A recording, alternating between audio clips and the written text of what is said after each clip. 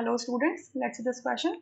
The question says which of the following equations does not correctly represent the first law of thermodynamics for a given process involving an ideal gas assuming non-expansion work is zero. मतलब expansion के अलावा जो कोई दूसरा work होता है non expansion work, electrical work हो सकता है या कोई और वर्क हो सकता है, ठीक है, वो सारे वर्क क्या है, जीरो है. सो आपको सिर्फ एक्सपेंशन वर्क मतलब मैकेनिकल वर्क कंसिडर करना है. एक्सपेंशन वर्क मैकेनिकल वर्क के अंदर आता है. सो कौन सा फर्स्ट लॉ ऑफ थर्मोडायनेमिक्स को करेक्टली रिप्रेजेंट नहीं करता.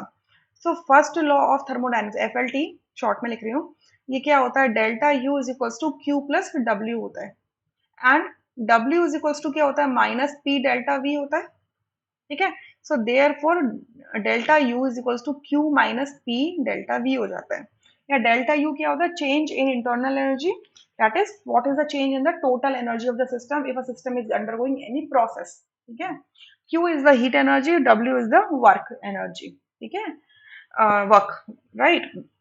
तो अब अगर कोई साइक्लिक प्रोसेस है, फर्स्ट अगर कोई साइक्लिक प्रोसेस, तो साइक्लिक प्रोसेस में जितने भी स्टेट फंक्शंस होते हैं, स्टेट फंक्शंस जो अपने इनिशियल और फाइनल पोजीशन पर डिपेंड करते हैं, पाथ पर डिपेंड नहीं करते, सिर्फ पोजीशन पर डिपेंड करते हैं, फाइनल और इनिशियल पोजीशन पर डिपेंड करते हैं, उन्हें स्टेट फंक्शन कहते हैं.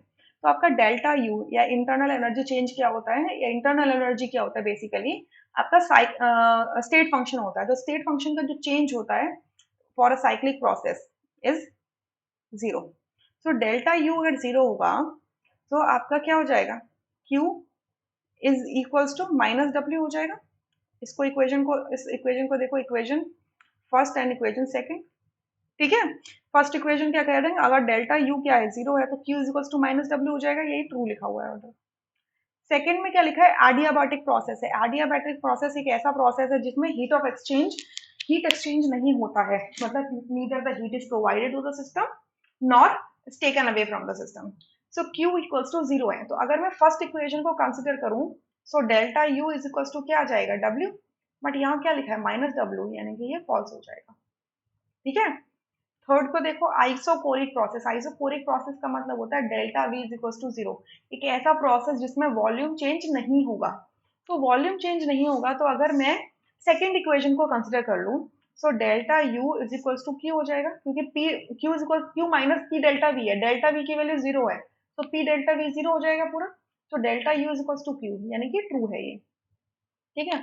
फोर्थ में लिखा हुआ है आइसोथर्मल. आइसोथर्मल मतलब delta T is equals to zero. ठीक है. अब यहाँ क्या ली गई है, आइडल गैस ली गई है.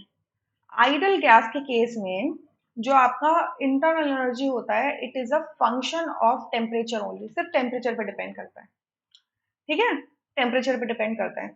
यानी कि डेल यू, इस तरीके से अगर मैं इसको लिखूं, डेल यू इस तरीके से, delta U is equal to क्या हो जाएगा, delta U upon delta T into delta T हो जाएगा. इस तरीके से इसका डिफरेंशियल करेंगे.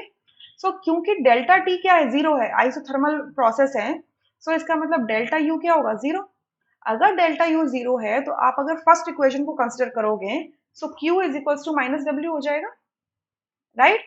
तो यही यहाँ पे लिखा है, it is equals to true. It is true statement है. तो हमें बताना है डज नॉट करेक्टली, मतलब फॉल्स बताना है. आपका सेकंड ऑप्शन के अंदर जो लिखा है वो फॉल्स स्टेटमेंट है, फॉल्स रिप्रेजेंटेशन है. इस वजह से सेकंड ऑप्शन हमारा करेक्ट होता है, rest options would be incorrect. I hope you understood this question. Thank you.